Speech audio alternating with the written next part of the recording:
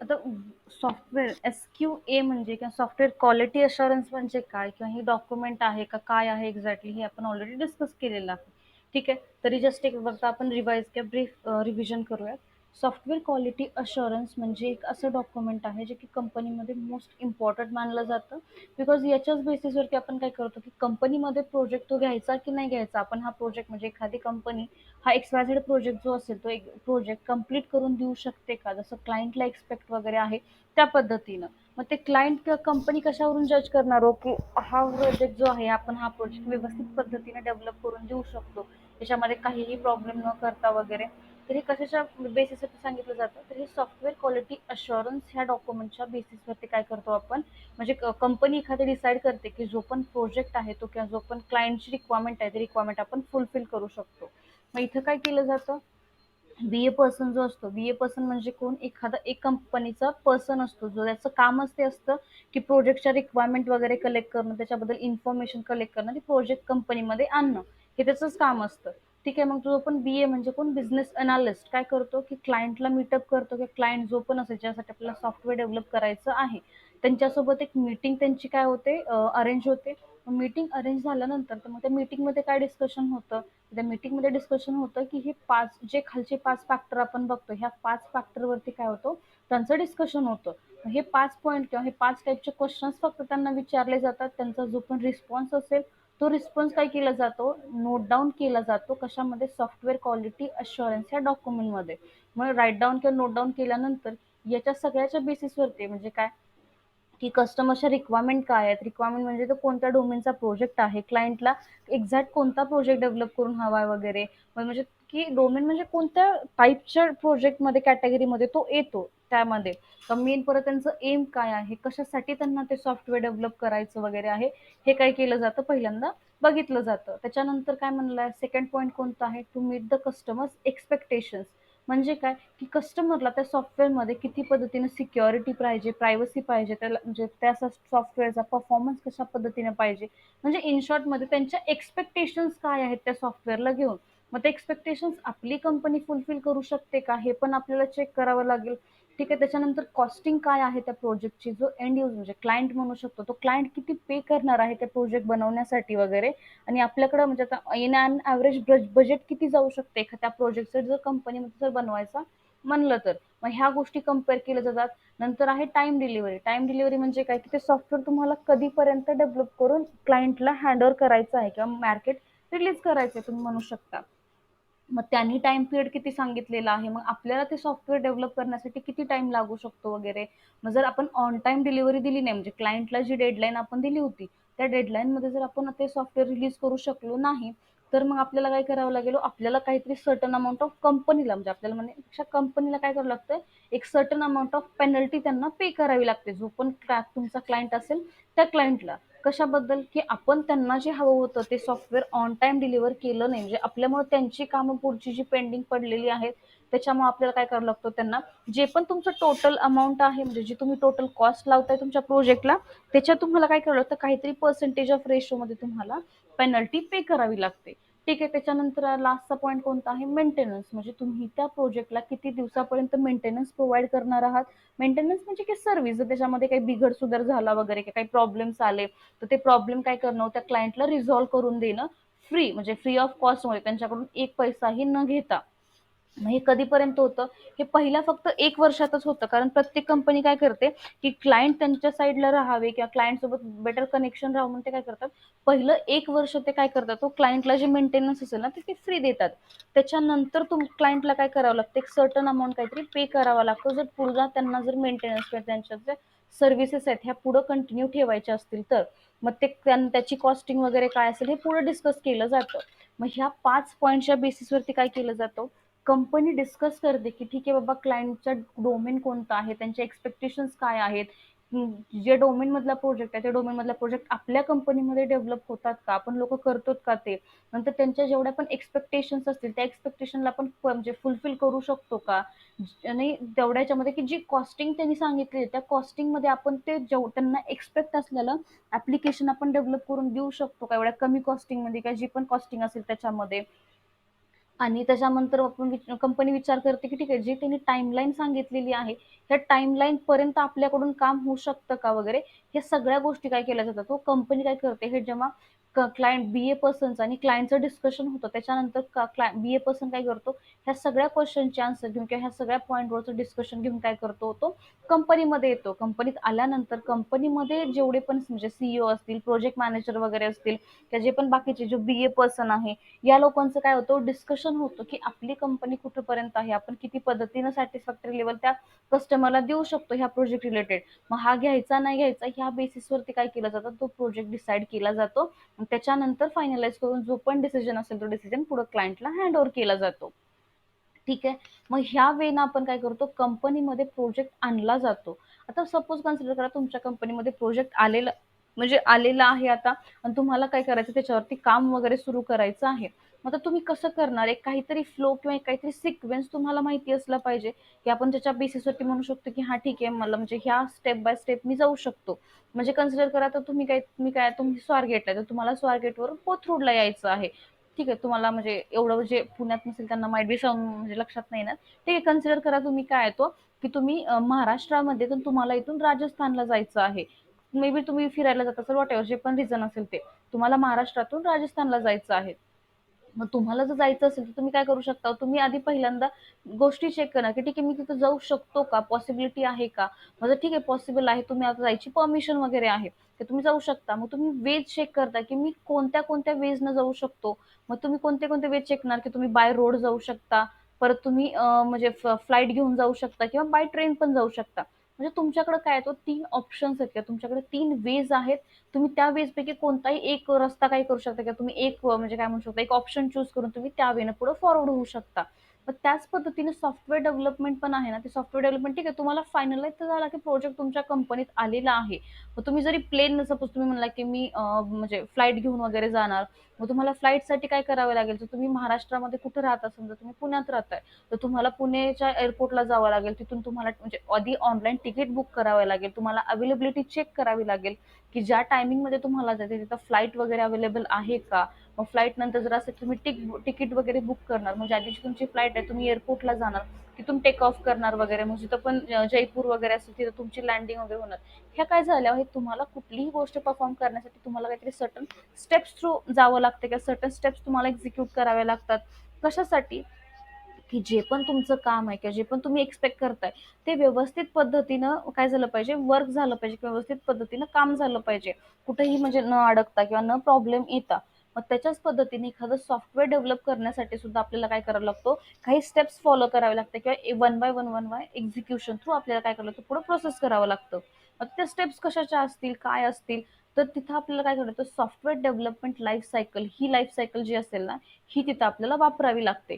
आता खूप जणांनी सॉफ्टवेअर डेव्हलपमेंट लाईफ सायकल ऐकली असेल, मी माइट बी जे सीएस बॅकग्राऊंडचे असतील वगैरे, की ज्यांना ग्रॅज्युएशनला कुणाला सॉफ्टवेअर डेव्हलपमेंट नावाचा सब्जेक्ट असेल, त्यांना तिथं म्हणजे ऐकली असेल. पण ती सॉफ्टवेअर म्हणजे लाईफ सायकल आणि ही लाईफ सायकलमध्ये म्हणजे तुम्हाला काय म्हणू शकतो आपण, स्टेप्स त्याच असतील, चेंजेस स्टेप्समध्ये नाही आहेत. पण स्टेप्सचं डिस्क्रिप्शन आहे ना, की आपण जे वर्किंग करतो ना त्याच्यामध्ये, ती कम्प्लिटली चेंज आहे. कारण आपण आतापर्यंत फक्त थिअरटिकली बघितलेलं आहे. तुम्ही ह्या स्टेप्समध्ये काय बघणार, की कंपनीमध्ये वर्किंग कशी होते किंवा कंपनी काय काम करते ह्या स्टेप्समध्ये किंवा प्रत्येक स्टेजेसमध्ये, ते आपल्याला ह्याच्यामध्ये बघायचं आहे. ठीक आहे. आता आपल्या कंपनीत सॉफ्टवेअर तर आलेलं आहे, आपल्याला ते डेव्हलप पण करून द्यायचं आहे. मग आपल्याला काहीतरी सिक्वेन्स फॉलो केला पाहिजे, काहीतरी स्टेप बाय स्टेप आपल्याला एक्झिक्युशन केलं पाहिजे. त्याच्यासाठी आपण काय करतो, की सॉफ्टवेअर डेव्हलपमेंट लाईफ सायकल जी आहे, ही सॉफ्टवेअर डेव्हलपमेंट लाईफ सायकल आपण यूज करतो, की स्टेप बाय स्टेप एक्झिक्युशन होऊन तुमचे जे सॉफ्टवेअर असेल ते सॉफ्टवेअर व्यवस्थित पद्धतीने वर्क करावं याच्यासाठी. ठीक आहे. मग आता हे सॉफ्टवेअर डेव्हलपमेंट लाईफ सायकल काय आहे, तर सॉफ्टवेअर डेव्हलपमेंट लाईफ सायकल हे 2 लाईफ सायकलचं कॉम्बिनेशन आहे. याच्यामध्ये अजून लाईफ सायकल आहे. ठीक आहे. लाईफ सायकल कोणत्या लाईफ सायकलचं कॉम्बिनेशन आहे, एक आहे पहिलं डेव्हलपमेंट लाईफ सायकल आणि सेकंड आहे टेस्टिंग लाईफ सायकल. ठीक आहे. ह्या 2 लाईफ सायकलचं कॉम्बिनेशन असलेली का त्याला काय म्हणलं जातं, त्याला म्हणलं जातं सॉफ्टवेअर डेव्हलपमेंट लाईफ सायकल. ठीक आहे. पण सध्यासाठी तुम्ही टेस्टिंगची लाईफ सायकल काय करा, विसरून जा, आपल्याला ते आता बघायचं नाहीये. आपण आता फक्त एवढं बघणार आहोत, की डेव्हलपमेंट कशी करायची वगैरे प्रोजेक्टची, किंवा कशा पद्धतीने डेव्हलपमेंट स्टेजेस पर्यंत एखादा प्रोजेक्ट जाऊ शकतो. त्याच्यामुळं लक्षात घ्या, की हे 2 लाईफ सायकल जे आहेत ना, ह्याच्या एकाच्याच अंडरमध्ये येतात.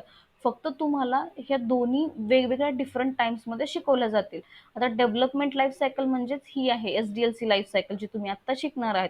आणि टेस्टिंग लाईफ सायकल ही कम्प्लिटली वेगळी आहे. जेव्हा आपला टेस्टिंगचा पार्ट चालू होईल तेव्हा तुम्हाला ते, जेव्हा याची म्हणजे पॉईंट असेल त्या पॉईंटला तुम्हाला होऊन जाईल. ठीक आहे. आता आपण काय बघतोय, सॉफ्टवेअर डेव्हलपमेंट लाईफ सायकल. आता याच्यामध्ये का किती स्टेजेस येतात, म्हणजे तुम्ही म्हणला की स्टेप बाय स्टेप जायचं आहे, नंतर ऑब्व्हियसली याच्यामध्ये स्टेजेस आहेतच. मग याच्यामध्ये आपल्याकडं मेनली 6 स्टेजेस आहेत. कोणत्या कोणत्या येतो, इन्फॉर्मेशन गॅदरिंग म्हणलं जातं, सेकंड आहे अनालिसिस, डिझायनिंग, कोडिंग किंवा त्यालाच तुम्ही डेव्हलपमेंट पण म्हणू शकता. त्यालाच परत नंतर कोडिंग किंवा डेव्हलपमेंट नंतर टेस्टिंग, आणि टेस्टिंग नंतर लास्ट पॉईंट आहे मेंटेनन्स. तर एवढ्या 6 स्टेजेस थ्रू तुमचं कोणतंही सॉफ्टवेअर जे असेल ना ते फॉलोअप करतं, किंवा 6 स्टेजेस थ्रू तुमचं ते सॉफ्टवेअर हे मूव्ह करावं लागतं किंवा त्याला जावंच लागतं. याच्यातली एकही स्टेज तो मिस आउट करू शकत नाही, किंवा होतच नाही म्हणू शकता तुम्ही. एक जरी स्टेज याच्यातली मिस झाली ना, म्हणजे कुठली जरी चेंज झाली, तर ते सॉफ्टवेअर किती अॅक्युरेसीनं डेव्हलप होईल, किंवा डेव्हलप होईल बी की नाही, किंवा कम्प्लीट होईल बी की नाही, ह्याची आपण काही सांगू शकत नाही, शुअरिटी देऊ शकत नाही आपण. ठीक आहे. त्याच्यामुळे एखादं सॉफ्टवेअर डेव्हलप करण्यासाठी ह्या 6 स्टेजेसही कंपल्सरी आहेत, की तेवढ्याच इम्पॉर्टंट, इक्वली इम्पॉर्टंट तुम्ही म्हणू शकता. ठीक आहे. मग आता हे तर समजले की ह्याच्यात 6 स्टेजेस आहेत. आता आपण ह्या प्रत्येक जी स्टेज असेल ना, ही स्टेज आपण वन बाय वन काय करूयात बघायला स्टार्ट करूयात. आता काय आहे एसडीएलसी मध्ये पहिली जी स्टेज आहे, इन्फॉर्मेशन गॅदरिंग ज्याला म्हणलं जातं. याला सेकंड नाव तुम्ही कधी ऐकलं असेल की त्यालाच रिक्वायरमेंट गॅदरिंग असं पण काय केलं जातं, म्हणलं जातं. इन्फॉर्मेशन गॅदरिंग आहे. यालाच आपल्याकडे रिक्वायरमेंट गॅदरिंग पण तुम्ही बऱ्यापैकी कधी कधी ऐकलं असेल. आता एक्झॅक्टली इन्फॉर्मेशन गॅदरिंग किंवा रिक्वायरमेंट गॅदरिंग मध्ये होतं काय, किंवा याच्यामध्ये आपण करतो काय, तर एकदम आता सुरुवातीची स्टेज आहे की तुमच्या कंपनीमध्ये प्रोजेक्ट आलेला आहे आणि तुम्हाला आता प्रोजेक्टमध्ये काय काम करायचं आहे हेच माहिती नाही, किंवा सध्या कुणाला काही आयडिया नाहीये. जस्ट फक्त कंपनीनं प्रोजेक्ट हायर केलेला आहे किंवा घेतलेला आहे कन्सिडर करा. मग इथून काय होते, सगळ्यात पहिली स्टेज जेव्हा प्रोजेक्ट तुमच्या कंपनीमध्ये येतो तेव्हा सगळ्यात पहिली स्टेज असते की इन्फॉर्मेशन गॅदर करणं किंवा रिक्वायरमेंट्स काय करणं, गॅदर करणं. मग त्या इन्फॉर्मेशन गॅदर किंवा रिक्वायरमेंट गॅदर म्हणजे काय, की जी पण म्हणजे सॉफ्टवेअर ज्या पद्धतीने बनवायचं आहे, जे पण निडेड आहे ना, त्या सगळ्या गोष्टी काय करणं, क्लायंट कडून जेवढी पण रिक्वायरमेंट असेल ना, त्या रिक्वायरमेंट सगळ्या क्लायंट कडून हँड ओव्हर करणं, किंवा त्याला म्हणलं जातं बिझनेस रिक्वायरमेंट, किंवा त्याला आपण रिक्वायरमेंट गॅदरिंग पण म्हणतो. Requirement, okay. रिक्वायरमेंट गॅदरिंग म्हणजे काय हो, की ती सगळी इन्फॉर्मेशन घेतली जाते क्लायंट कडून, जे की ज्याच्या अकॉर्डिंग आपल्याला सॉफ्टवेअर बनवायचं आहे, किंवा म्हणजे इन शॉर्ट मध्ये क्लायंटला कशा पद्धतीनं सॉफ्टवेअर हवं आहे, त्यांना त्या सॉफ्टवेअरमध्ये काय काय काय डेव्हलपमेंट हवे, कशा पद्धतीनं हवे, जीआय पेजेस कशा पद्धतीनं हवेत, ह्या सगळी जी इन्फॉर्मेशन असेल ना, रिक्वायरमेंट गॅदरिंग ही क्लायंट कडून काय केली जाते, हँड ओव्हर केली जाते ह्या पहिल्या स्टेजमध्ये, इन्फॉर्मेशन गॅदरिंग मध्ये. आता सगळ्यात पहिल्यांदा काय होतं, जो बीए पर्सन असेल, बिझनेस अनालिस्ट काय असतो, बिझनेस अनालिसिस काय करतो, जो पण क्लायंट असेल त्या क्लायंटला किंवा कस्टमर म्हणू शकता तुम्ही, कस्टमरला काय करतो, तो भेटतो. कस्टमरला भेटल्यानंतर तिथे त्यांच्याकडून काय केलं जाते, सगळी इन्फॉर्मेशन घेतली जाते. सगळी इन्फॉर्मेशन म्हणजे काय, की त्यांना सांगितलं जाते की तुम्हाला जशा पद्धतीने काय जे एक्सपेक्ट करताय तुम्ही तुमच्या सॉफ्टवेअर कडून, की तुमचं सॉफ्टवेअर कशा पद्धतीनं पाहिजे, ती सगळी इन्फॉर्मेशन त्यांच्याकडून काय करून घेतली, कलेक्ट करून घेतली जाते. मग सगळी काय होतं की क्लायंट त्यांना सांगते की मला अशा पद्धती म्हणजे मला सॉफ्टवेअर हवं, त्याच्यामध्ये मी काय केलं पाहिजे, माझ्या मेडिकल स्टोअरचा सगळा डेटा वगैरे मी मॅनेज केला पाहिजे, ठेवला पाहिजे. मला फक्त माझंच म्हणजे त्याला लॉग इन पाहिजे, किंवा जो माझ्यासोबत माझ्या मेडिकलमध्ये काम करणार आहे त्याला फक्त त्याचा ऍक्सेस वगैरे पाहिजे.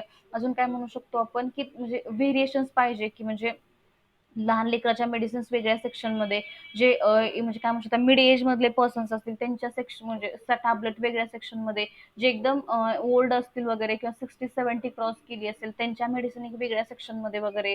मला मेडिसिन्स पण काय कंपनी वाईज पण डिफरन्शिएट करता आल्या पाहिजेत वगैरे.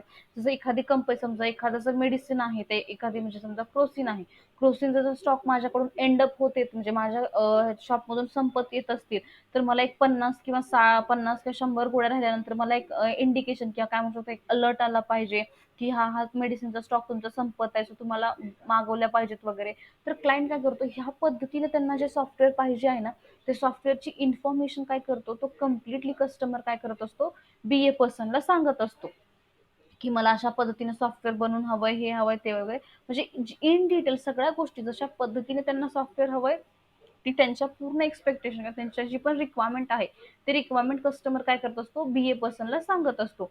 आता बीए पर्सनला सांगत असताना बीए पर्सन नॉर्मल आहे का, की सगळ्या गोष्टी फक्त ऐकूनच घेत असेल, की त्याला ऐकल्यानंतर समजत वगैरे असतील.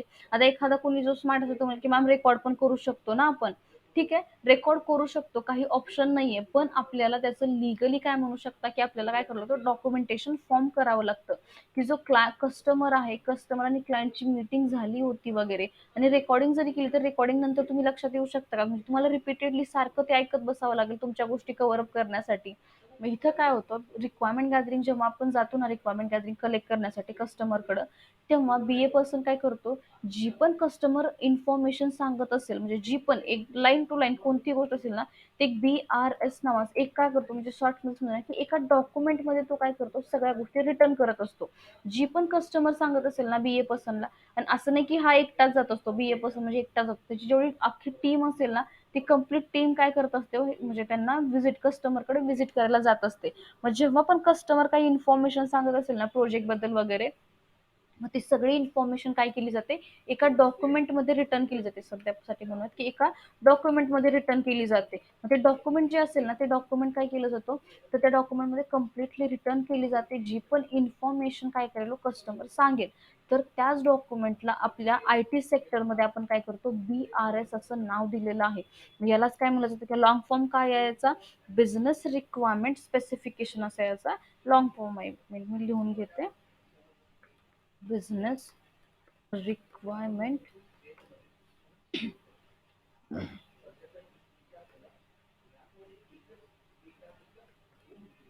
स्पेसिफिकेशन.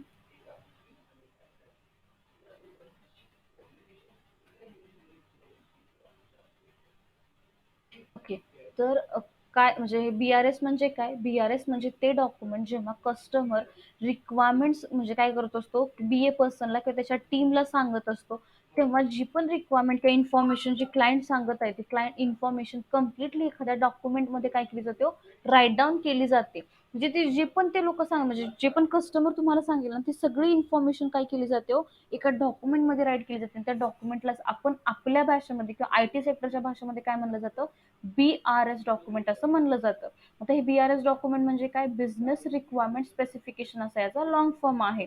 ठीक आहे. आता ह्या डॉक्युमेंटचा यूज काय आहे किंवा का बरं, कारण अख्खा जो तुमचा प्रोजेक्ट तुम्ही पुढे डेव्हलप करणार आहात ना, जो पण कम्प्लीट प्रोजेक्ट असेल ना, तो सगळा प्रोजेक्ट या डॉक्युमेंटवरतीच रिक्वायर्ड असतो. कारण या डॉक्युमेंटवरूनच तुम्हाला काय करायचं असतं, जे पण डेव्हलपर असतील त्या डेव्हलपरला डेव्हलपमेंट करायची असते. आणि जे पण आपण टेस्टर लोक आहेत ना, तर याच डॉक्युमेंटच्या हेल्पनं काय करायचं, याच म्हणजे ह्या जी पण इन्फॉर्मेशन या डॉक्युमेंटमध्ये लिहिलेली आहे, त्याच डॉक्युमेंटच्या हेल्पनं काय करायचं असतं आपल्याला, की आपल्याला हे करायला म्हणजे आपल्याला टेस्टिंग पण परफॉर्म करायची असते. डेव्हलपरला डेव्हलपमेंट आणि टेस्टिंगला टेस्टिंग परफॉर्म करायची असते, जे पण डॉक्युमेंट आहे ह्या डॉक्युमेंटच्या हेल्पनं. ठीक आहे. मग एवढंच होतं फर्स्ट, म्हणजे इन्फॉर्मेशन गॅदरिंग मध्ये एवढंच असतं. इन्फॉर्मेशन गॅदरिंग म्हणजे काय, की इन्फॉर्मेशन गॅदरिंगलाच आपण काय म्हणतो, रिक्वायरमेंट गॅदरिंग असं पण म्हणलं जातं. ह्याच्यामध्ये काय होतं, जो पण बीए पर्सन किंवा त्याची टीम असेल ते लोक काय करतात, कस्टमरशी एक मीटिंग अरेंज करतात, ते कस्टमरला भेटतात. नंतर त्याच्यानंतर कस्टमर कडून त्या प्रोजेक्टला कशा पद्धतीने डेव्हलप करायचं आहे, त्यांची काय रिक्वायरमेंट आहे, ही सगळी म्हणजे जेवढ्या पण इन्फॉर्मेशन गॅदरिंग रिक्वायरमेंट गॅदरिंगच्या गोष्टी म्हणतो आपण, त्या काय केल्या जातात, सगळ्या कलेक्ट केल्या जातात कस्टमर कडून. मग जी पण इन्फॉर्मेशन त्यानं सांगितलेली आहे, रिक्वायरमेंट गॅदरिंग जी पण दिलेली आहे प्रोजेक्ट रिलेटेड, ती सगळी काय केली जाते, एका डॉक्युमेंटमध्ये राईट डाऊन केली जाते. आणि डॉक्युमेंटमध्ये लिहिल्यानंतर परत काय केलं जातं, त्याच डॉक्युमेंटला आपण आपल्या लँग्वेजमध्ये काय म्हणतो, किंवा IT सेक्टरच्या लँग्वेजमध्ये काय म्हणलं जातं, BRS डॉक्युमेंट असं म्हणलं जातं. म्हणजेच काय, बिझनेस रिक्वायरमेंट स्पेसिफिकेशन डॉक्युमेंट असं म्हणलं जातं. मग पहिल्या ह्याच्यामध्ये किंवा इन्फॉर्मेशन गॅदरिंग मध्ये काय केलं जातं, जेवढी इन्फॉर्मेशन आहे तेवढी सगळी इन्फॉर्मेशन काय केली जाते, क्लायंट कडून कम्प्लीट करून किंवा म्हणजे काय म्हणतो, की घेतली जाते, की कशा पद्धतीने सॉफ्टवेअर पाहिजे काय वगैरे सगळं. मग ह्या BRS डॉक्युमेंटलाच काय म्हणलं जातं, एक ब्रिज पण म्हणलं जातं. ब्रिज म्हणजे काय, की दोघांच्या मधला पूल आहे, म्हणजे कंपनी मधला आणि जो पण क्लायंट आहे त्या क्लायंटच्या मधला. कारण या डॉक्युमेंटच्या बेसिसवरतीच आपल्याला काय करायचं असतो, क्लायंटच्या जेवढ्या पण एक्सपेक्टेशन असतील ते एक्सपेक्टेशन आपल्याला सॅटिस्फाय करावे लागतात. त्याच्यासाठी ह्या BRS डॉक्युमेंटला एक म्हणलं जातं, की bridge between the developer, tester or the in short the company and the customer, यांच्यामधलं एक म्हणजे काय म्हणू शकतो, एक म्हणजे वे आहे ज्याच्यात ते काय करू शकतो, एकमेकांना कम्युनिकेट करू शकतात. म्हणून हे डॉक्युमेंट जो आहे, हा डॉक्युमेंट खूप इम्पॉर्टंट म्हणजे कन्सिडर केला जातो. ठीक आहे. इन्फॉर्मेशन गॅदरिंगमध्ये एवढ्याच गोष्टी की आपण एवढंच परफॉर्म करतो. फक्त म्हणजे आपण म्हणण्यापेक्षा जो बी-ए पर्सन आहे तो कस्टमरशी मीटिंग करतो अरेंज. मीटिंग नंतर मीटिंगमध्ये त्यांच्याकडून सगळे इन्फॉर्मेशन कलेक्ट केल्या जातात. ज्या पण कलेक्ट केल्या किंवा रिटर्न केलेली इन्फॉर्मेशन किंवा रिक्वायरमेंट जिथं असेल, त्या रिक्वायरमेंटच्या डॉक्युमेंटला आपण BRS किंवा बिझनेस रिक्वायरमेंट स्पेसिफिकेशन डॉक्युमेंट असं म्हणलं जातं. BRS हा एक इम्पॉर्टंट डॉक्युमेंट आहे की त्याला एक कम्युनिकेशन किंवा ब्रिज म्हणलं जातं between the company and the customers. ठीक आहे. इन्फॉर्मेशन गॅदरिंग बद्दल कुणाला काही प्रॉब्लेम आहे? याच्यात कोणती गोष्ट समजली नाहीये? एवढंच आहे. याच्यापेक्षा असं डीप काही याच्यामध्ये नाही गेलं तरी चालेल, काही प्रॉब्लेम नाही. आहेत ना सगळे? Yes ma'am. हा का मी येस एकटी मॅम. बडबड करते बॅकला आणि म्हणजे कारण मला तुम्ही दिसत नाही कोण आहे कोण नाहीये त्याच्यामुळं. ओके, ठीक आहे. आता काय झालं, तर समजा तुम्ही काय केलं, पूर्ण डॉक्युमेंटेशन म्हणजे तुम्हाला जी पण रिक्वायरमेंट पाहिजे होती, रिक्वायरमेंट जे तुम्हाला प्रोजेक्ट्स बद्दल म्हणजे इन्फॉर्मेशन पाहिजे होती, ती इन्फॉर्मेशन तुम्ही काय केली, कलेक्ट केलेली आहे आता. जे तुम्हाला जी पण प्रोजेक्टसाठी लागणारी माहिती होती, इन शॉर्ट जी की डेव्हलपमेंटसाठी वगैरे ती तुम्ही कलेक्ट केलेली आहे. आता काय करायचं आहे आपल्याला, मध्ये आपण काय करतो माहिती का, मध्ये आपण एक डॉक्युमेंट प्रिपेअर करतो, की एक डॉक्युमेंट फेज म्हणू शकता तुम्ही. डॉक्युमेंट कोणतं आहे ते? SRS असं त्या डॉक्युमेंटचं नाव आहे. SRS म्हणजे काय, त्याचं लॉंग फॉर्म काय आहे? Software software requirement specification. तुम्ही म्हणजे BRS चा भाऊ सुद्धा म्हणलं तरी चालेल त्याला, असं काही सेपरेट नाहीये ते. पण म्हणजे एक डिपेंडंट कसे आहेत मी तुम्हाला एक्सप्लेन करते, फक्त मला हे लिहून घेऊ द्या. ओके. अनालिसिस फेज मध्ये आपल्याला काय होतं, अनालिसिस फेज हा एक शॉर्ट मध्ये डॉक्युमेंटेड फेज आहे, म्हणजे डॉक्युमेंटेशन क्रिएट करण्याची फेज तुम्ही म्हणू शकता. मग आता कोणतं डॉक्युमेंट याच्यात क्रिएट केलं जातं, तर ह्याच्यामध्ये SRS नावाचं एक डॉक्युमेंट क्रिएट केलं जातं, ज्यालाच आपण काय म्हणतो, सॉफ्टवेअर रिक्वायरमेंट स्पेसिफिकेशन असं म्हणलं जातं. यालाच अजून एक नाव आहे FRS असं पण म्हणलं जातं. FRS म्हणजे काय, की फंक्शनल रिक्वायरमेंट स्पेसिफिकेशन. ठीक आहे, ते आपण पुढे बघूयात, त्याची म्हणजे आत्ताच तुम्हाला काही गरज नाही. ठीक आहे. अँड आपण कुठे आहे, तो आपण सेकंड फेजला आहे. फर्स्ट फेज कोणती होती, इन्फॉर्मेशन गॅदरिंग, ज्याच्यामधून आपण कस्टमरकडून सगळी रिक्वायरमेंट गॅदरिंग जी पण असेल प्रोजेक्ट रिलेटेड ती आपण काय केलेली आहे, कलेक्ट केलेली आहे. आता आपण आपल्या कंपनीत आहोत. ठीक आहे, आपल्या कंपनीत आलेलो म्हणजे कंपनीत आलं. अनालिसिस ही फेज कोण करतं, तर ही पण कोण आहे, जो BA पर्सन आहे की त्याची टीम आहे, या लोकांचं काम असतं. इथं अजून आपली इन्व्हॉल्वमेंट नाहीये. मग जे पण आहे अनालिसिस फेज मध्ये काय आहे, की अनालिसिस फेज एक डॉक्युमेंटेशन फॉर्म करण्याची फेज आहे. याच्यामध्ये काय केलं जातं, याच्यामध्ये SRS डॉक्युमेंट क्रिएट केलं जातं, ज्याला सॉफ्टवेअर रिक्वायरमेंट स्पेसिफिकेशन असं म्हणलं जातं. आता हे SRS डॉक्युमेंट कोण आहे, कशाच्या बेसिसवरती क्रिएट होतं, म्हणजे कोण बनवतं, तर ह्याला BA पर्सनची टीमच काय करते, क्रिएट करते on the basis of BRS document. म्हणजे ह्या BRS डॉक्युमेंट वरून काय केलं जातं, SRS डॉक्युमेंट क्रिएट केलं जातं. आता ते कसं केलं जातं मी एक्सप्लेन करते. ठीक आहे. आता SRS मध्ये काय आहे, तुम्ही बघितलं असेल, याच्यात काय केलं जातं, आपण जेवढे पण कस्टमर तुम्हाला इन्फॉर्मेशन सांगेल कंपनी म्हणजे त्या प्रोजेक्ट बद्दलची वगैरे, ती सगळी इन्फॉर्मेशन तुम्ही काय करता, ह्या डॉक्युमेंटमध्ये नोट डाऊन करता, ज्याला आपण BRS डॉक्युमेंट असं म्हणतो. मग आता तुम्ही काय करणार, तर समजा आता एक सगळ्यात बेस्ट एक्झाम्पल, की आता आपण जेव्हा स्कूल किंवा कॉलेज लाईफमध्ये असतो बघा, तेव्हा आपण काय करतो, मोस्टली कॉलेजमध्ये होत नाही, स्कूलमध्ये होतं. आपण काय करतो, जेवढे पण तुमचे सब्जेक्ट्स असतील ना, मराठी, इंग्लिश वगैरे, हिंदी असतं म्हणजे इतिहास वगैरे, भूगोल, जे पण तुमचे सब्जेक्ट असतील, त्या सब्जेक्टला काय असतं, प्रत्येकाला एक सेपरेट नोटबुक असते तुमच्याकडं. त्या सेपरेट नोटबुक सोबत तुम्ही काय करता, तुम्ही एक रफ नोटबुक पण तुमच्याकडे असते. मग तुम्ही काय करत असता, की जेव्हा तुम्ही स्कूलमध्ये जाता तेव्हा जे पण तिथं सांगितलेल्या गोष्टी असतात त्या तुम्ही काय करता, एक रफ नोटबुकमध्ये म्हणजे जे पण लेक्चर्स होतील तुम्ही काय करता, ते रफ नोटबुकमध्ये लिहून काढता. आणि त्या रफ नोटबुकचा परत तुम्ही यूज करून काय करता, जेव्हा तुम्ही घरी येता तेव्हा तुमच्या स्वतःच्या म्हणजे व्यवस्थित पद्धतीने डिस्क्रिप्शन मध्ये काय करता, तुम्ही जी पण म्हणजे आपण फेअर नोटबुक म्हणायचं त्याला, का म्हणजे त्या प्रत्येक पर्टिक्युलर सब्जेक्टसाठी केलेली सेपरेट नोटबुक मध्ये तुम्ही काय करता, जी डिटेल इन्फॉर्मेशन असेल किंवा जी पण सगळं आज शिकवलेलं असेल, तर तुम्ही काय करता, परत त्या नोटबुकमध्ये व्यवस्थित पद्धतीने 2-3 पेन कलर म्हणजे कलरचा वगैरे यूज करून तुम्ही काय करता, व्यवस्थित पद्धतीने नोट्स फॉर्मेशन मध्ये तुम्ही काय करता, ती गोष्ट लिहून काढता. मग तुम्ही रिटर्न का लिहून काढली हो, आता सपोज जर मला एखाद्यानं कोणी माझी, आता समजा माझा एखादा फ्रेंड आहे, तर त्या दिवशी लेक्चरला क्लासेसला नव्हता, तर त्यानं म्हणला की पूनम मला अशी नोटबुक हवे, थोडंसं देशील का? मग मी जर त्याला हे म्हणजे माझी जर रफ नोटबुक दिली कन्सिडर करा, तर ते समोरच्याला समजणार आहे का? माईट बी मी तिथं शॉर्टकट वगैरे यूज केली असतील एखाद्या वेळेस, जे की मला समजत असतील वगैरे.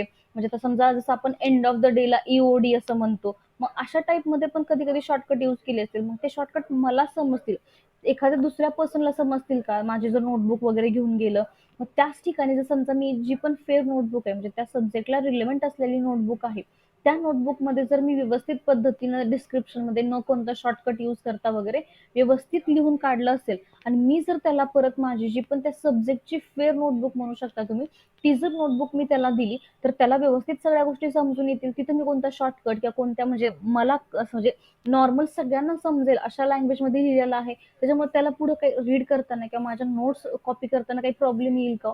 नाही प्रॉब्लेम येणार आहे. तर ह्या बीआरएस आणि म्हणजे एसआरएस डॉक्युमेंटचा पण तसाच बराचसा काही कन्सेप्ट आहे. बीआरएस डॉक्युमेंट म्हणजे काय हो, जेव्हा कस्टमर सांगत असतो ना, तेव्हा एक म्हणजे व्यवस्थित पद्धतीने ओव्हरव्ह्यू लिहून घेतलेल्या गोष्टी असतात. सो तुम्ही शुअरली सांगू शकत नाही की याच्यामध्ये तेवढ्या डिस्क्रिप्टिव्ह मध्ये गोष्टी असतील राईट डाऊन केलेल्या म्हणून. म्हणजे जो पण म्हणजे पर्सन आहे, आता समजा आता तुम्ही बीए पस्टच्या टीम मध्ये 4 लोक आहेत, तर 4 लोकांमध्ये पण काय होऊ शकतो, प्रत्येकाची लिहिण्याची किंवा त्यांचे शॉर्टकट यूज करण्याची प्रत्येकाची स्किल वेगळी असते.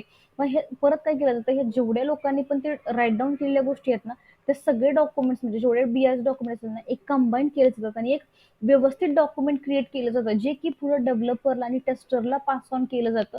आणि ह्याच डॉक्युमेंटच्या बेसिसवरती तुम्हाला पुढे टेस्टिंग परफॉर्म करायच्या असतात. मग त्याला काय केलं जातं, त्याच्यामुळं तुम्ही हे बीआरएस डॉक्युमेंट देऊन समजेल का? समजा कोणी शॉर्टकट यूज केले असतील वगैरे, किंवा कोणी अर्ध वाक्य लिहिलं असेल की ठीक आहे मी एवढं लिहिते मला पुढचं समजतं, ज्या पर्सन लिहिलेलं आहे त्या पर्सनला.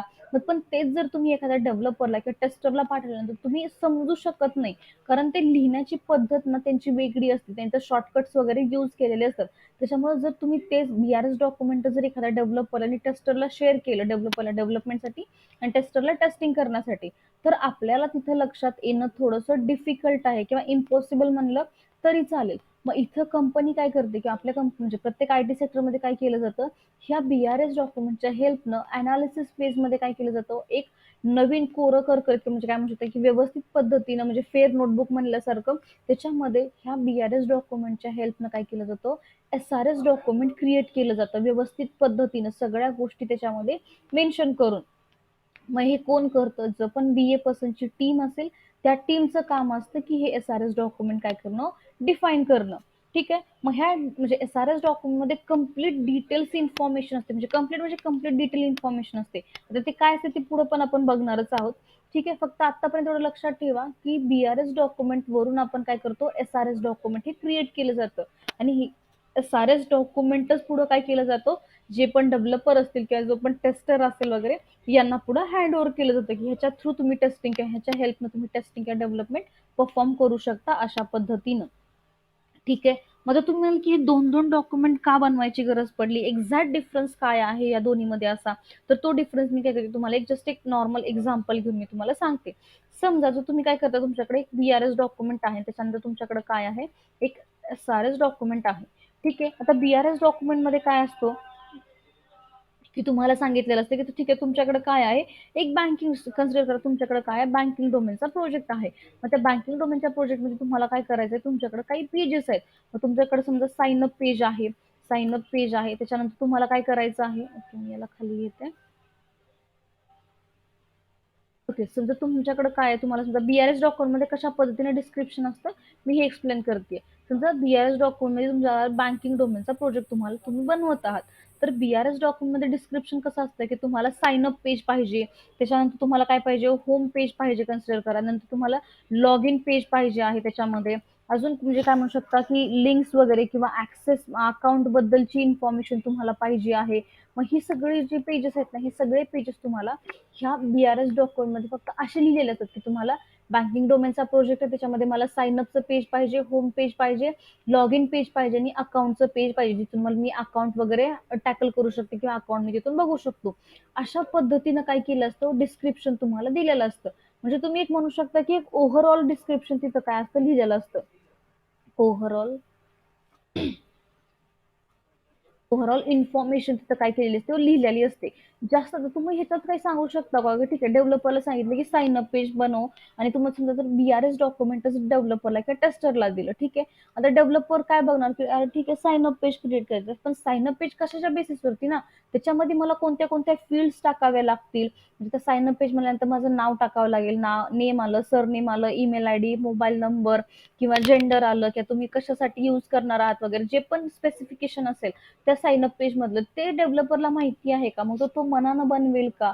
मग त्यानं स्वतः समजा मनानं बनवलं आणि डेव्हलपरला कोणतं तरी तिसरंच पाहिजे होतं, तर तिथं म्हणजे आपण व्यवस्थित कोऑर्डिनेशन आहे का, नाही आहे. त्याच्यामुळे काय केलं जातं कंपन्यामध्ये, काय केलं जातं की हे BRS डॉक्युमेंट फक्त जस्ट ओव्हरऑल इन्फॉर्मेशन असते. याच्या अकॉर्डिंग आपण काय करतो, परत जे पण तुमची इन्फॉर्मेशन आपण म्हणतो SRS डॉक्युमेंट मध्ये काय केलं जातं, कन्सिडर करा तुमचं साइन अपचं पेज आहे, ठीक आहे. साइन अप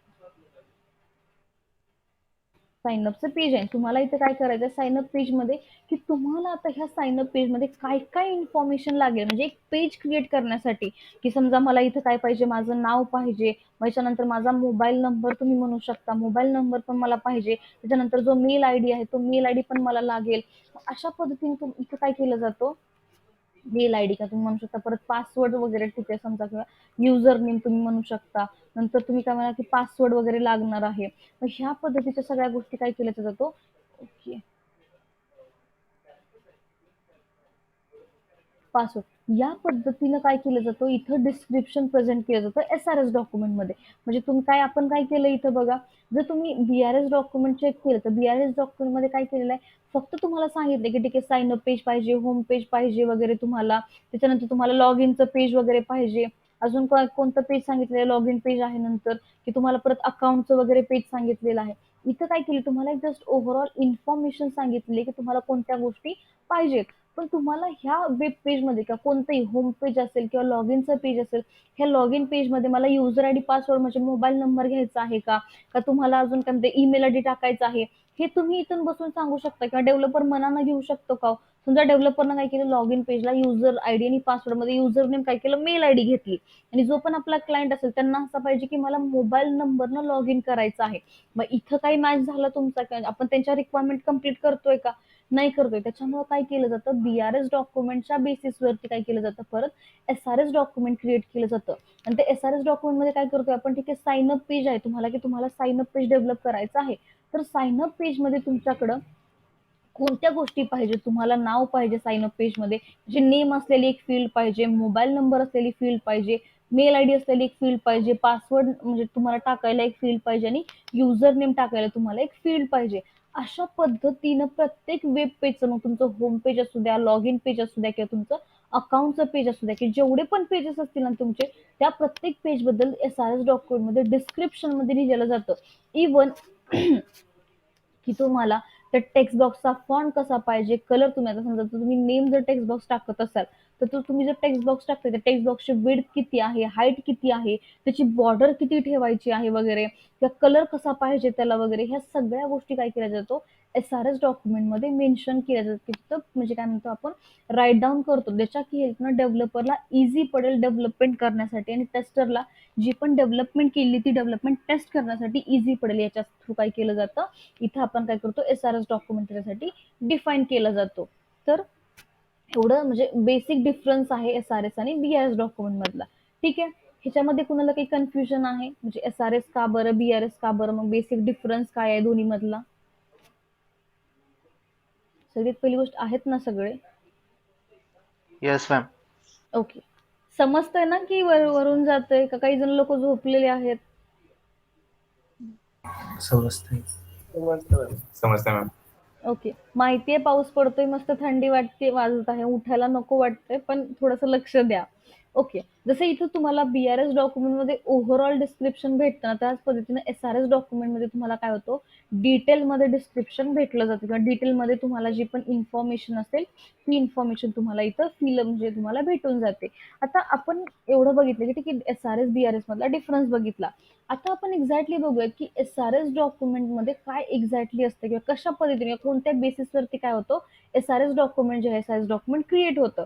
आता आपण म्हणतोय तरी की SRS डॉक्युमेंट आहे किंवा च्या बेसिसवरती आपण, म्हणजे बिझनेस रिक्वायरमेंट स्पेसिफिकेशन या डॉक्युमेंटच्या बेसिसवरती आपण काय करतो, सॉफ्टवेअर रिक्वायरमेंट स्पेसिफिकेशन डॉक्युमेंट आपण क्रिएट करतो. आता त्या डॉक्युमेंटमध्ये कोणते कोणते पॉईंट्स असतात, कोणत्या कोणत्या गोष्टी असतात ज्या की आपल्याला म्हणजे इन डिटेल बघाव्या लागतील वगैरे. तर किंवा ते डॉक्युमेंट असतं कसं इन शॉर्टमध्ये, तर त्या डॉक्युमेंटमध्ये काय असतं की जे पण आपण SRS डॉक्युमेंट बघणार आहेत, SRS याच्यामध्ये एक 4 स्टेजेस आहेत. त्या 4 काय म्हणू शकतो, तुमच्याकडे पॉइंट्स असतात. तुम्ही कधी हे बघितलंय का हो, आपण काय म्हणू शकतो, जर तुम्ही कधी तुमच्या इयर ऑफ एंडिंगला म्हणजे ग्रॅज्युएशनच्या टायमिंगला वगैरे जर तुम्ही कधी हे केलं असेल ना, प्रोजेक्ट वगैरे कोणी बनवलेला असेल ना, तर तुमच्या लक्षात येईल की दर प्रोजेक्ट झाल्यानंतर तुम्हाला काय करावं लागतो, एक रिपोर्ट जनरेट करावा लागतो, की एक रिपोर्ट क्रिएट करावा लागतो. मग त्या रिपोर्टमध्ये तुम्हाला एक इंडेक्स दिला जातो बघा, की त्या इंडेक्समध्ये काय असतं की तुमची ऑल म्हणजे म्हणजे तुमच्या ह्याच्याबद्दल सॉफ्टवेअरबद्दल किंवा जे पण तुम्ही प्रोजेक्ट क्रिएट केलेला आहे त्याच्याबद्दल थोडी बहुत इन्फॉर्म म्हणजे इंट्रोडक्शन द्या. त्याच्यानंतर ऑलरेडी एक्झिस्टिंग सॉफ्टवेअर म्हणजे आणि कोणतं आहे याच्यासारखंच ऑलरेडी एक्झिस्टिंग सॉफ्टवेअर कोणतं आहे, त्याच्यात काय काय ड्रॉबॅक्स आहेत जे तुम्ही तुमच्या सॉफ्टवेअरमध्ये ओव्हरकम केलेले आहेत वगैरे. तुम्हाला स्क्रीनशॉट टाकावे लागतात, थोडंसं डायग्रामॅटिकली रिप्रेझेंटेशन टाकावं लागतं. जर तुमच्या प्रोजेक्टमध्ये जर डेटाबेस कनेक्टिव्हिटी असेल तुम्हाला ते पण तिथं मेन्शन करावी लागते वगैरे. कोणत्या कोणत्या टाईपचे टेबल्स क्रिएट केले, काय केलं, ते डॉक्युमेंट म्हणजे रिपोर्ट म्हणताय ना, सेम एक्झॅक्टली त्याच पॅटर्न मध्ये काय असतो, SRS डॉक्युमेंट जे असतं ना, ते SRS डॉक्युमेंट पण असतं. आता हे SRS डॉक्युमेंट जसं मी लॉंग फॉर्म सांगितलं, सॉफ्टवेअर रिक्वायरमेंट स्पेसिफिकेशन, तसंच ह्याला इथं काय म्हणलं जातं, त्याला म्हणजे FRS पण म्हणलं जातं. FRS म्हणजे काय, फंक्शनल रिक्वायरमेंट स्पेसिफिकेशन पण त्याला म्हणलं जातं. ठीक आहे, पण बऱ्यापैकी त्याचं म्हणजे ते कुणी यूज करत नाही, ह्याला SRS डॉक्युमेंटच्याच ह्यानं काय केलं जातं, म्हणलं जातं. त्याच्यामुळे ते तुम्ही अल्टरनेटिव्ह तुम्ही फक्त नाव लक्षात ठेवा की फंक्शनल रिक्वायरमेंट स्पेसिफिकेशन पण त्याला म्हणलं जातं म्हणून. आता SRS डॉक्युमेंट मध्ये काय आहे की आपल्याला कोणत्या स्टेजेस आहेत, ज्या पद्धतीने आपल्याला काय करायचं आहे, ज्या स्टेजेस थ्रू किंवा ज्या इंडेक्स थ्रू काय केलं जातं, SRS डॉक्युमेंट जे SRS डॉक्युमेंट कम्प्लीट केलं जातं की त्याच्यामध्ये कोणते पॉईंट्स असतात. त्याच्यामध्ये मेनली 4 पॉईंट्स आहेत किंवा 4 इंडेक्स पॉईंट्स वरती काय केलं जातं, SRS डॉक्युमेंट डिफाईन होतं. सगळ्यात पहिला पॉईंट कोणता आहे, पहिला आहे फंक्शनल फ्लो डायग्राम.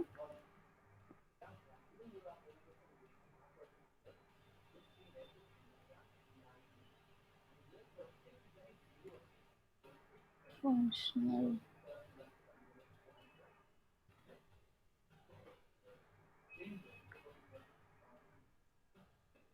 सेकंड आहे फंक्शनल रिक्वायरमेंट.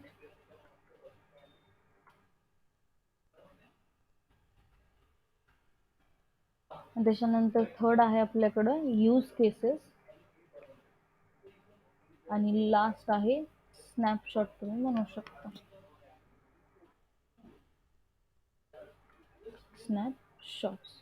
ओके, हे 4 पॉईंट किंवा ह्या 4 पॉईंट्स वरती काय होतं, जे पण आपलं SRS डॉक्युमेंट आहे, हे SRS डॉक्युमेंट काय होतं, क्रिएट होतं काय, हे SRS डॉक्युमेंट ह्या 4च पॉईंट वरती असतं. असं खूप वेगळे पॉईंट्स किंवा वेगळं SRS डॉक्युमेंट मध्ये क्रिएशन नसतं.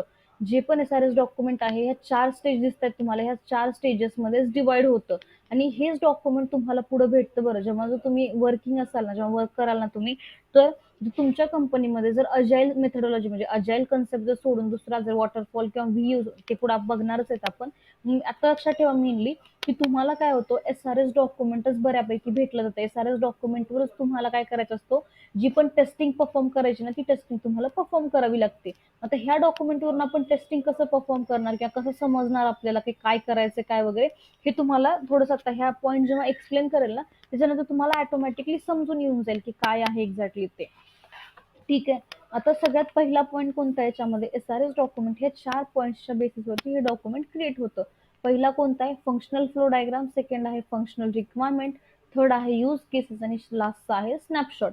आता सगळ्यात पहिला जो आहे तो आहे functional flow diagram. Functional flow diagram म्हणजे काय, तर फंक्शनल फ्लो डायग्राम म्हणजे अशा पद्धतीने डायग्रामॅटिकली रिप्रेझेंटेशन असतं.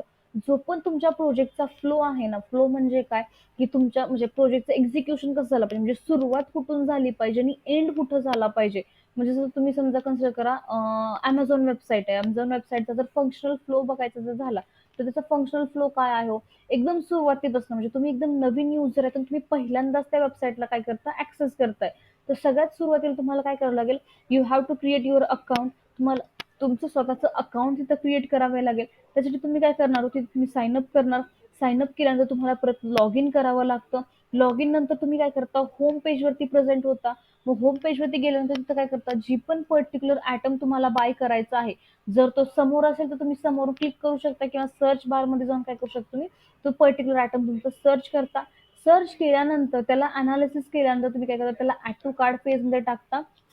ऍड टू कार्ट केल्यानंतर तुम्ही काय करता, त्याला बाय करण्यासाठी पुढे जी पण बिलिंग प्रोसेस असेल ती बिलिंग प्रोसेस तुम्ही काय करता, पुढे फॉरवर्ड करता. म्हणजे तुम्ही ऍड टू कार्ट केलं नंतर त्याला म्हणजे पे म्हणजे बाय करत आहात, तुम्हाला मग काही कार्ड डिटेल्स किंवा तुम्ही गुगल पे फोन म्हणजे जे पण तुम्ही युपीआय ट्रान्झॅक्शन करत असाल किंवा म्हणजे तुम्ही काय म्हणू शकता कॅश ट्रान्झॅक्शन असेल तुमचं किंवा तुम्ही काय म्हणतो कार्ड थ्रू करत असाल, मग त्या स्टेप्स तुम्हाला फॉलो करावं लागतात. जेव्हा तुम्ही ट्रान्झॅक्शन कम्प्लीट करता तेव्हा तुम्हाला एक थँक्यू मेसेज येतो आणि एक ट्रॅकिंगचं तुम्हाला काय होतो, मेल येऊन जातो किंवा नोटिफिकेशन येऊन जातं की तुमचं डिव्हाइस कुठं कुठं प्रेझेंट आहे, तुम्ही ट्रॅक करू शकता या पद्धतीनं. ठीक आहे. अशा पद्धतीने काय केलं जातं, कोणत्याही प्रोजेक्ट म्हणजे जो अमेझॉनची वेबसाईट आहे त्याचा काय आहे, फ्लो आहे म्हणजे सुरुवात कुठून होते आणि एंड अप कुठंपर्यंत होतं, हा काय झालं त्या त्या वेबसाईटचा एक फ्लो आहे की त्याची फंक्शनिंग आहे. ती वेबसाईट अशाच पद्धतीनं वर्क करणार आहे. मग ते काय झालं, आता ते तुम्हाला माहिती आहे म्हणून आपण सांगितलेलं आहे. मग SRS डॉक्युमेंटमध्ये काय केलं जातं, हा जसा मी आपण आता अमेझॉनचा फ्लो बघितला त्याच पद्धतीनं जो प्रोजेक्ट आपल्याला डेव्हलप करायचा आहे आता, याचा फ्लो काय आहे, कशा पद्धतीने याचा म्हणजे पहिलं वेब पेज असेल, त्याच्यानंतर सेकंड पेज असेल, त्याच्यानंतर थर्ड पेज असेल. म्हणजे कन्सिडर करा, पहिलं तुमचं साइन अप पेज असेल, साइन अप पेज नंतर तुमचं सेकंड पेज कोणतं आहे, तुम्ही कन्सिडर करा की तुमचं लॉग इन पेज आहे. लॉग इन पेज नंतर तुमचं कोणतं आहे, होम पेज आहे. मग होम पेज नंतर आपण काय म्हणू शकतो की रिक्वेस्ट पेज किंवा जे पण तुमचं अजून काय म्हणू शकतो, सर्च बार वगैरे, सर्च पेज म्हणू शकता. सर्च पेज नंतर तुम्ही add to to cart page consider करा आणि त्याच्यानंतर तुम्ही लास्टला आपण म्हणू की बिलिंग पेज कन्सिडर करा आणि बिलिंग नंतर काय आहे तुमचं एक थँक्यू पेज म्हणू शकता तुम्ही. ठीक आहे. एवढे पेजेसचा काय तुमचा फ्लो आहे, म्हणजे एवढ्या आपले काय आहे तो मेन पेजेस आहेत ज्याच्या थ्रू तुमचं सॉफ्टवेअर काय होणार आहे, एक्झिक्यूट होणार आहे की तुमचा हा फंक्शन फ्लो आहे तुमच्या प्रोजेक्टचा. तुम्हाला सगळ्यात सुरुवातीला साइन अप नंतर लॉग इन पेजला जावं लागेल, नंतर होम पेजला जावं लागेल, नंतर तुम्हाला सर्च करावं लागेल, ऍड टू कार्ड पेज करावं लागेल. म्हणजे ह्या काय तो तुमचा हा बेसिक तुमचा फ्लो आहे तुमच्या प्रोजेक्टचा. मग फंक्शनल फ्लो डायग्राम मध्ये पण काय केलं जातं, जे प्रोजेक्ट आपण आता डेव्हलप करणार आहोत त्याचा फंक्शनल फ्लो कसा आहे, हा फंक्शनल फ्लो काय केला जातो या पॉइंट मध्ये रिप्रेझेंट केला जातो with the help of ER diagram representation. आता खूप जणांना ER डायग्राम रिप्रेझेंटेशन काय असतं हे त्यांना माहिती नसेल, तर आपण इथं बघूयात. ER diagram of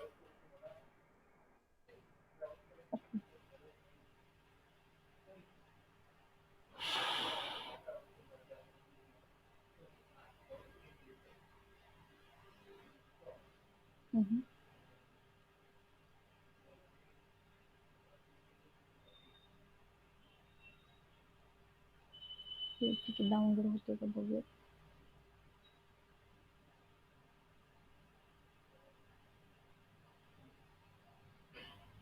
okay. ER diagram म्हणजे जर ही डायग्रामॅटिक जसं रिप्रेझेंटेशन तुम्ही बघताय ना, ह्यालाच ER डायग्राम म्हणलं जातं. मग ह्याचा शॉर्ट फॉर्मच आहे म्हणजे ह्याला ER डायग्रामच म्हणलं जातं. म्हणजे ह्याचा काहीतरी आय थिंक लॉंग फॉर्म आहे ERचा, मला एक्झॅक्टली नाही आठवत आहे. ठीक आहे, एवढं ह्याच्या डेप्थ मध्ये जायची गरज नाही आपल्याला. ठीक आहे. जे पण entity relationship. Hello entity represent. Okay, हां.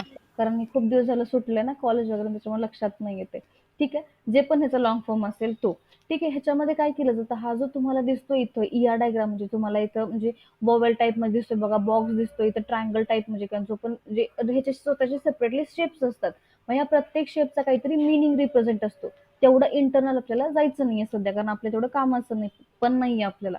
सध्या आपल्याला काय लागणार आहे, आपल्याला काय बघायचं फक्त फंक्शनल फ्लो डायग्राम म्हणजे काय. फंक्शनल फ्लो डायग्राम म्हणजे तुमच्या प्रोजेक्टचा जो पण फ्लो असेल, जो फ्लो तुम्हाला काय करायचा रिप्रेझेंट करायचा आहे, का तुम्हाला सांगायचं आहे की तुमचे कोणते कोणते वेब पेजेस असतील, तुम्हाला कोणते वेब पेजेस क्रॉस करून पुढे जावं लागेल. एक सुरुवातीपासून एंड पर्यंत जो पण तुमचा फंक्शनल फ्लो असेल ना, तो फंक्शनल फ्लो काय केला जातो, ही जी ER डायग्राम आहे ना, या डायग्रामॅटिकली तिथं रिप्रेझेंट केला जातो किंवा तुम्हाला शो केला जातो. की मग इथं समजा की तुमचं पहिलं कोणतं आहे, तुम्हाला समजा साइन अप पेज दाखवलेलं, साइन अप पेज नंतर तुम्ही काय म्हणू शकता की होम पेज वगैरे आहे तुमचं किंवा लॉग इन पेज आहे. मग होम म्हणजे साइन अप पेज म्हणजे तुमच्याकडे कोणते कोणते क्रेडेन्शियल लागणार आहेत तुमच्याकडं, म्हणजे तुम्हाला नेम लागणार आहे. एक मिनिट मी काय करते, कन्सिडर करा काय करायचं, हे आपण स्वतःच्या मापाने ER डायग्राम क्रिएट करण्याचं बघूयात. ठीक आहे, तुम्हाला काय करायचं, तुम्हाला सगळ्यात पहिल्यांदा कन्सिडर करा तुमच्याकडं एक पेज आहे, त्या पेजमध्ये तुम्हाला काय करायचंय, इन्फॉर्मेशन काहीतरी फिल करायची आहे. ओके,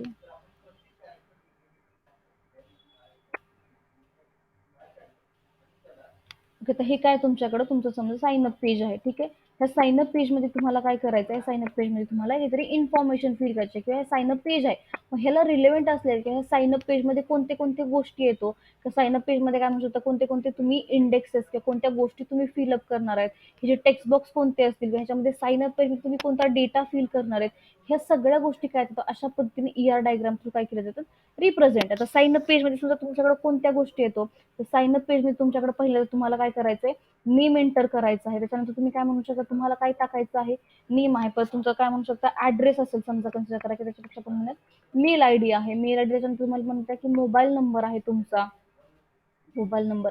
अशा पद्धतीने काय केलं जातं, सगळ्या वेब पेजेसचं रिप्रेझेंटेशन तुम्हाला काय करून दिलं जातं, इथं केलं जातं.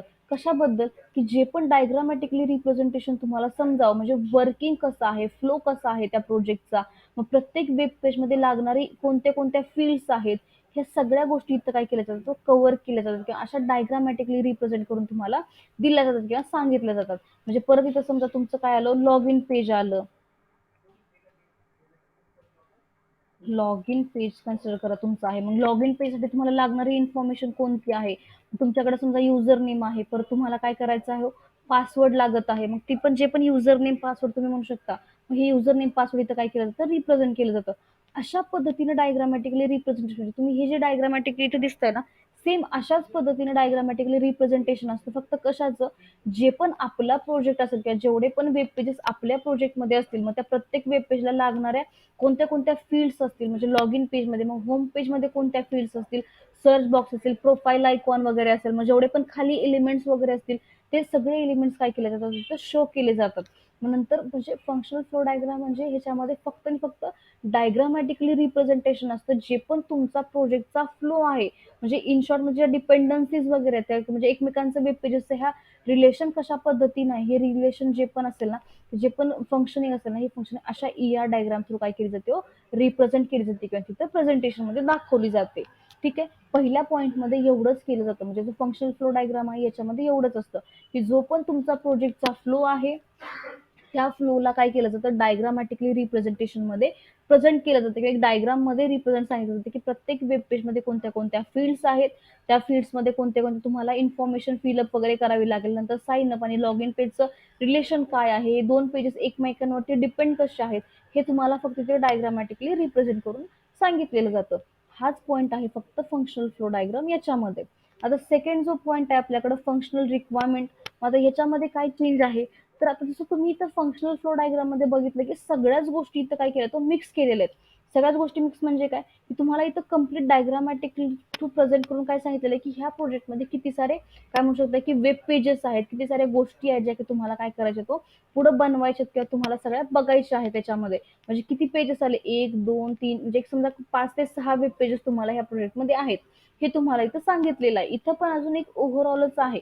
पण आता तुम्ही जेव्हा फंक्शनल रिक्वायरमेंट ह्या पॉईंटमध्ये जाल ना, तर इथं आता प्रत्येक वेब पेज बद्दल काय केलं जातं, सेपरेट सेपरेट गोष्टी इथं रिटर्न असतात. म्हणजे काय, आता समजा साइन अप पेज आहे, तर साइन अप पेजला काय केलं जातं, मग आता साइन अप पेज मध्ये काय केलं जातं, आता साइन अप पेज मध्ये कोणत्या कोणत्या फील्ड्स आहेत, त्यांची इन्फॉर्मेशन कोणती कोणती आहे, म्हणजे कोणते टेक्स्ट बॉक्सेस येणार आहेत तुम्हाला पुढं. आता काय म्हणू शकतो, की ठीक आहे, तुम्ही कधी फेसबुकचं साइन अप पेज बघितलं असेल तर आपण चेक करूयात. ओके,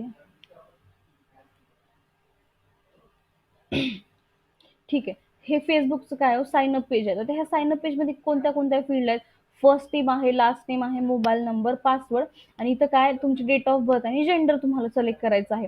तर ही काय झाली, ह्या साइन अप पेज मधल्या सगळ्या फील्ड झाल्या.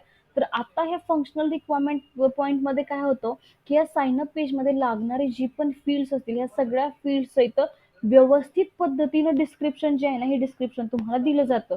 म्हणजे इथं फर्स्ट नेम तुम्हाला टाकायचं आहे, फर्स्ट नेम आलं तुमचं, त्याच्यानंतर तुम्ही काय म्हणू शकता, की तुम्हाला इथं लास्ट नेम टाकायचं आहे, लास्ट नेम नंतर तुम्ही काय म्हणू शकता, की मेल आयडी आहे तुमचा, मेल आयडी नंतर समजा तुम्हाला मोबाईल नंबर एंटर करायचा आहे, त्याच्यानंतर तुम्हाला पासवर्ड टाकायचा आहे, त्याच्यानंतर काय आलं तुम्हाला एक सबमिट बटन म्हणू शकता तुम्ही, सबमिट बटन तुम्हाला टाकायचं, ही सगळी इन्फॉर्मेशन काय केली जाते, फंक्शनल रिक्वायरमेंट मध्ये तुम्हाला काय केली जाते, मेन्शन केली जाते किंवा तुम्हाला सांगितलेली जाते. आता तुम्ही काय करणार, तर एवढंच इन्फॉर्मेशन आहे का, मग ही इन्फॉर्मेशन तुम्हाला किंवा इथं पण होती ना, सर्च म्हणजे log in page functional flow diagram मध्ये पण सांगितली होती ना त्या लोकांनी, म्हणजे हे जसं डायग्रामॅटिकली रिप्रेझेंटेशन करून की तुमचं जर sign up page, sign up page मध्ये एवढ्या फील्ड्स वगैरे असतील. मग फंक्शनल फ्लो डायग्राम मध्ये असं काय डिफरंट आहे, तर फंक्शनल फ्लो डायग्राम मध्ये काय केलं जातं माहिती का, तुम्हाला व्यवस्थित पत्र डिस्क्रिप्शन म्हणजे काय, की जर तुमचं फर्स्ट नेम आहे तर ह्या फर्स्ट नेम मध्ये तुम्हाला जो पण तुम्ही टेक्स्ट बॉक्स टाकणार आहे, म्हणजे जो पण आपण हा टेक्स्ट बॉक्स म्हणतोय की जो तुम्ही इथे एंटर करणार त्याच्या सुरुवातीला, या टेक्स्ट बॉक्सची जी तुम्हाला म्हणजे काय म्हणू शकतो, हाईट जी आहे, विड्थ आहे, ही सगळी तुम्हाला तिथं मेन्शन करून दिलेली असते. पण हा टेक्स्ट बॉक्स जो तुम्ही दिसतोय तुम्हाला, ह्याचा कलर जो आहे म्हणजे बॅकग्राऊंड कलर किंवा जी पण आहे, ह्या कलरची पण तुम्हाला इन्फॉर्मेशन म्हणजे काय म्हणू शकतो, कलर कोणता पाहिजे तुम्हाला, ही जी तुम्हाला बॉर्डर इथं मेन्शन झालेली दिसते ना, ह्या बॉर्डरची साईज सुद्धा किती पाहिजे हे सुद्धा तिथं काय केलेलं असतं, व्यवस्थित पद्धतीनं मेन्शन केलेलं असतं. परत तुम्ही जे फर्स्ट नेम टाकणार आहे त्याचा फॉन्ट कसा पाहिजे, याची म्हणजे ह्याचं कॅपिटल पाहिजे का स्मॉल पाहिजे, हे एफ कॅपिटल पाहिजे का स्मॉल पाहिजे, ह्याचा फॉन्ट साईज किती पाहिजे, आता 22 ठेवलेला आहे, ह्याचा म्हटल्यानंतर स्टायलिंग कशी पाहिजे, हा बोल्ड पाहिजे का वगैरे, ही सगळी इन्फॉर्मेशन असेल तर ही सगळी इन्फॉर्मेशन या फंक्शनल रिक्वायरमेंट ह्या पॉईंट मध्ये जे असते ना, ह्या पॉईंट मध्ये प्रत्येक वेब पेजेस बद्दल डिस्क्रिप्शन मध्ये तुम्हाला इथं दिलेलं असतं. मग तुम्हाला ह्याला फंक्शनल म्हणजे रिक्वायरमेंटला कलर कोणता द्यायचा आहे, तुम्हाला रेड कलर द्यायचा आहे का, दुसरा कोणता तुम्ही ब्लॅक कलर यूज करणार आहात वगैरे, ही बॉर्डर जी असेल ह्या बॉर्डर मध्ये जो डेटा टेक्स्ट वगैरे तुम्ही एंटर करणार आहेत, ही डेटा तुम्हाला विजिबल आहे का, म्हणजे तुम्ही टाकू शकता का, ह्या सगळ्या गोष्टी इथं काय केल्या जातो, मेजर केल्या जातात किंवा तुम्हाला इथं सगळ्या फंक्शनल रिक्वायरमेंट पॉईंट मध्ये तुम्हाला प्रत्येक वेब पेज मधल्या प्रत्येक फील्ड बद्दल इथं काय केलं जातं, व्यवस्थित पद्धतीने डिस्क्रिप्शन तुम्हाला भेटलं जातं किंवा तुम्हाला तिथे डिस्क्रिप्शन दिलं जातं. मग ह्या फंक्शनल रिक्वायरमेंट ह्या पॉईंटच्या अकॉर्डिंगच तुम्हाला काय करायचं असतं, सगळ्या गोष्टी तुम्हाला टेस्ट करायच्या असतात. आता समजा तुम्हाला सांगितलं की साइन अप पेज आहे, साइन अप पेजची एक्स टेस्टिंग परफॉर्म करा, तुम्हाला सांगितलं, मग ठीक आहे तुम्ही काय करणार, फंक्शनल रिक्वायरमेंट हा पॉईंट चेक करणं. ठीक आहे, फंक्शनल रिक्वायरमेंट मध्ये काय सांगितलं, साइन अप पेज आहे, ठीक आहे, साइन अप पेज मध्ये पहिलं काय फर्स्ट नेम आहे, नंतर last name, mail ID, password आणि सबमिट बटन आहे.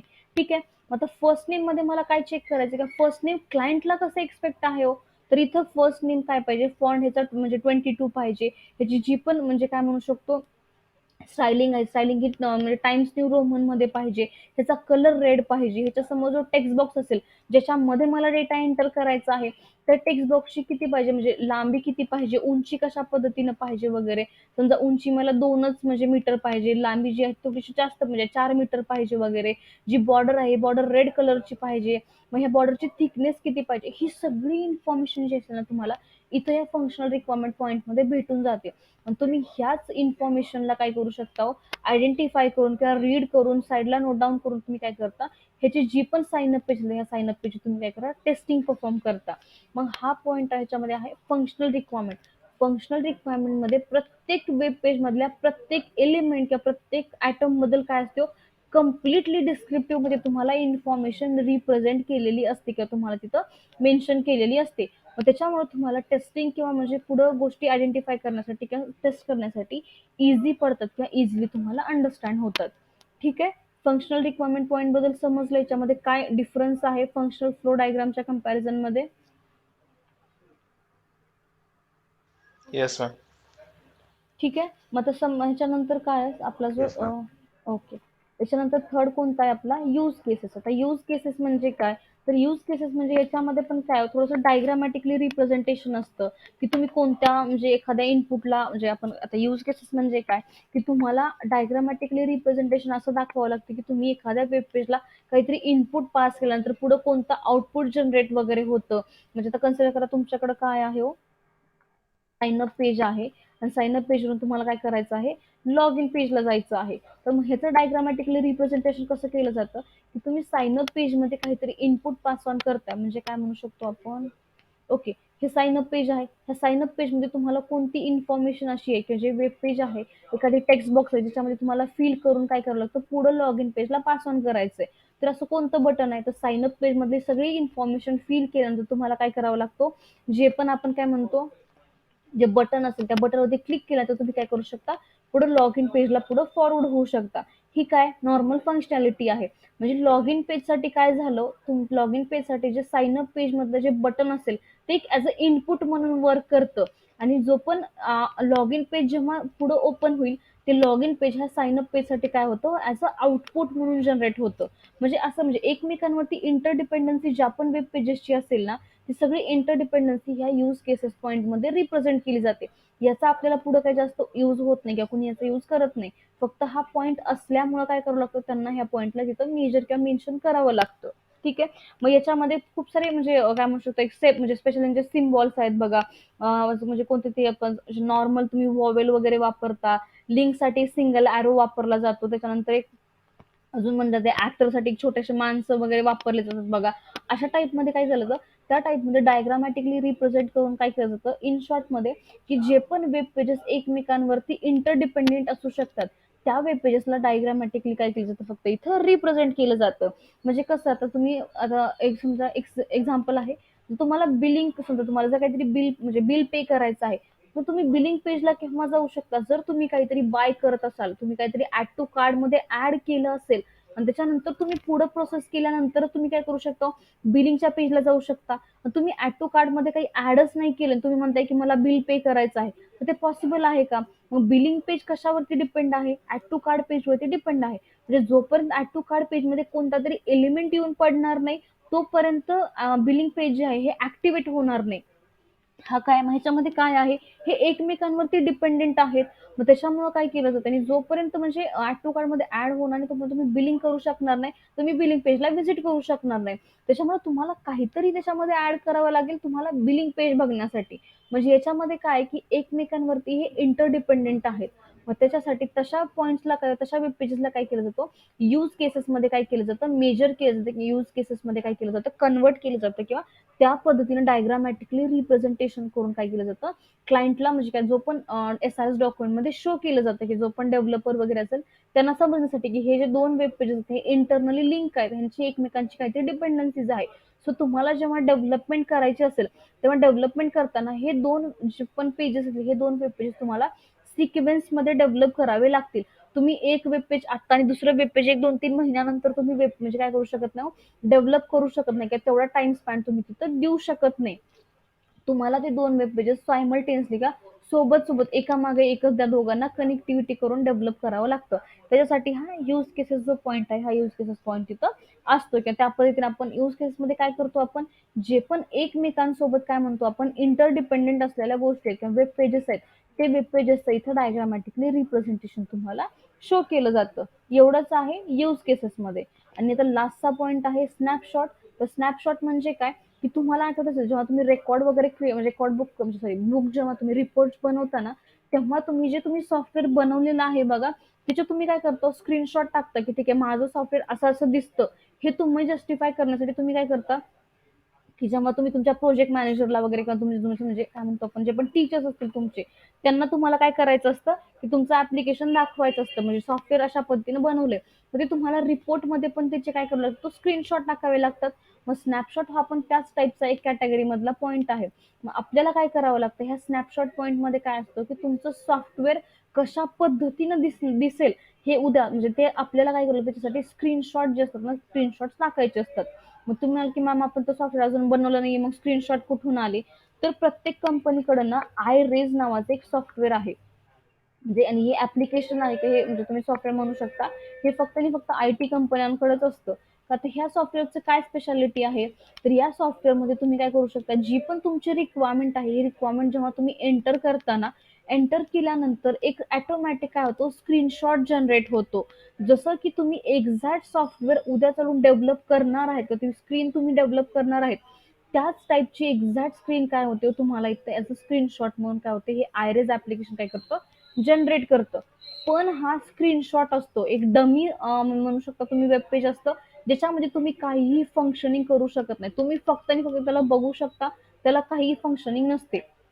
मग हे iRaise ऍप्लिकेशनमध्ये काय केलं जातं ह्या फंक्शनल रिक्वायरमेंट म्हणजे डॉक्युमेंट आहे ह्या पॉईंट आहे त्याच्यातली सगळी रिक्वायरमेंट जी असते ना ही रिक्वायरमेंट काय केली जाते ह्या iRaise ऍप्लिकेशनमध्ये एंटर केली जाते. म्हणजे तुम्हाला समजा लॉग इन पेज आहे तर लॉग इन पेजमध्ये युजर नेम पासवर्ड पाहिजे बॅकग्राऊंडला कोणती इमेज पाहिजे का त्यांचा फॉन्ट कलर साईज ह्या सगळ्या गोष्टी ह्या आयरेज ऍप्लिकेशन मध्ये काय करतो, BA पर्सनची टीम काय करते, मेंटेन करते, काय तिथे एंटर करते. आणि त्याच्यानंतर हे आयरेज ऍप्लिकेशन काय करतो, एक स्नॅपशॉट जनरेट करतो. स्नॅपशॉट म्हणजे तुम्ही स्क्रीनशॉट पण म्हणू शकता, एक स्क्रीनशॉट जनरेट करतं जे एक्झॅक्ट तसं दिसतं जे की तुम्ही फ्युचरमध्ये किंवा डेव्हलपर फ्युचरमध्ये जाऊन काय करणार आहे, तो ऍप्लिकेशन जनरेट करणार आहेत किंवा ते सॉफ्टवेअर बनवणार आहेत त्या टाईपमध्ये.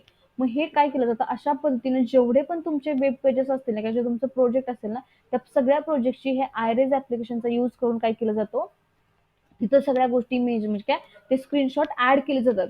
आता हे स्क्रीनशॉट ऍड करायचा उपयोग काय आहे, एक तर काय केलं जातं की हे जे स्नॅपशॉट असतात ना, हे स्नॅप म्हणजे काय ते स्क्रीनशॉट असतात ना, हे क्लायंटला शो केले जातात पहिल्यांदा. आणि त्यांना सांगितलं जातं की जेव्हा तुमचं सॉफ्टवेअर डेव्हलप होईल तेव्हा हे अशा पद्धतीनं दिसेल की अशा पद्धतीनं शो करेल. मग तुमचे काही चेंजेस वगैरे असतील तर ते चेंजेस काय केलं म्हणजे तुम्ही आता सांगू शकता वगैरे.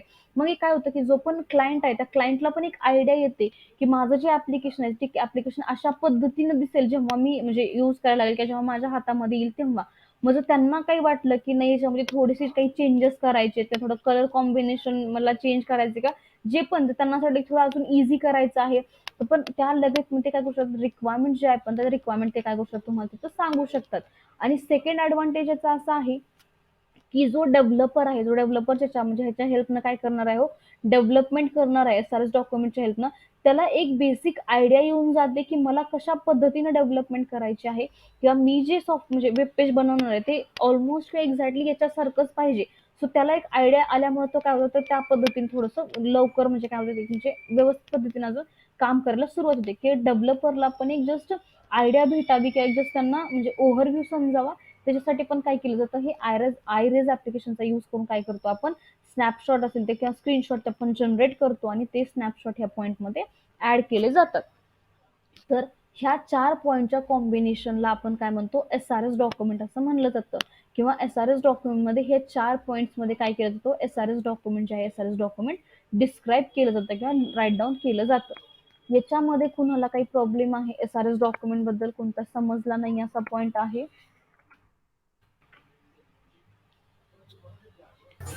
नो. No, ma'am. ओके. आपण मी एकदा जस्ट ओव्हरलुक करते की आपण बघत काय होतो एक्झॅक्टली. आपण बघतोय सॉफ्टवेअर डेव्हलपमेंट लाईफ सायकल. त्याच्यातली आपण पहिली स्टेज बघितली ज्याला म्हणलं जातं इन्फॉर्मेशन गॅदरिंग. इन्फॉर्मेशन गॅदरिंग मध्ये आपण BRS डॉक्युमेंट क्रिएट करतो. त्याच्यानंतर त्या BRS डॉक्युमेंट पासून आपण काय करतो, SRS डॉक्युमेंट क्रिएट करतो. अनालिसिस फेज मध्ये, अनालिसिस फेज ही डॉक्युमेंटेशन क्रिएटेड फेज आहे ज्याच्यामध्ये आपण SRS डॉक्युमेंट जे आहे SRS डॉक्युमेंट आपण क्रिएट करतो. मग SRS आणि BRS मधला बेसिक डिफरन्स काय आपण तो बघितला. आणि एक्झॅक्ट SRS डॉक्युमेंट म्हणजे काय, SRS डॉक्युमेंट मध्ये काय असतं आपण हे पण पॉईंट बघितलेला आहे. मग हे कशामध्ये होतं सगळं, हे सगळं होतं अनालिसिस फेज मध्ये. आता अनालिसिस फेज नंतर डॉक्युमेंटेशन क्रिएट झाल्यानंतर सेकंड पॉईंट आपला डिझायनिंग आहे, जो की आपण नेक्स्ट लेक्चरला बघूयात.